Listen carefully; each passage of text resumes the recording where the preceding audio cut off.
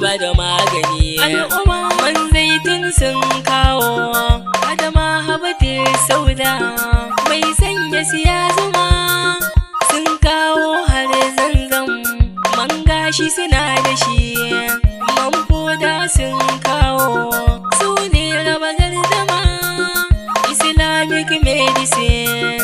Muna lale da ku ƴan uwa Ramadan Islamic medicine. Wannan haka yake katafaren kamfanin nan da kuka sani mai suna Ramadan Islamic Medicine wanda yake a cikin garin Magama. A yau ma sun ƙara kawo muku magunguna kala-kala kamar haka: man zaitun, habbatu sauda, zuma, zanzam, ma'ul kal, man gashi, bukurul jinni, miski, hulba, hantiti, minan nas da kuma miski ɗahara. Bugu da ƙari, kamfanin Ramadan Islamic Medicine sun kawo muku turaren wuta, super aten da kuma shagali amare, ga kuma 'yar agadas da man ayu, 'yan matan aljanna, man foda, nuril jinni da kuma sabulin karamfani. A wani ɓangaren suna kawo muku sabuli na zuma da kuma man tafarnuwa. Wannan dai kamfani ya tsaya tsayin daka wajen kawo muku magunguna na Islamic medicine kala-kala. Wani abun ma sai ka je za ka gane wa idanka. Shi dai wannan kamfani yana nan a cikin garin Magamar Jibiya, a nan Rawul hanyar Jibiya, gab da Maman Uce kafin ka ƙarasa wajen 'yan mai. Domin neman ƙarin bayani za ka iya tuntuɓar lambar su kamar haka: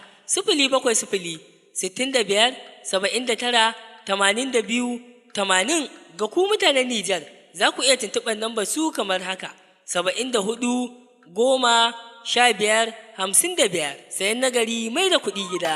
Muna da ku 'yan uwa.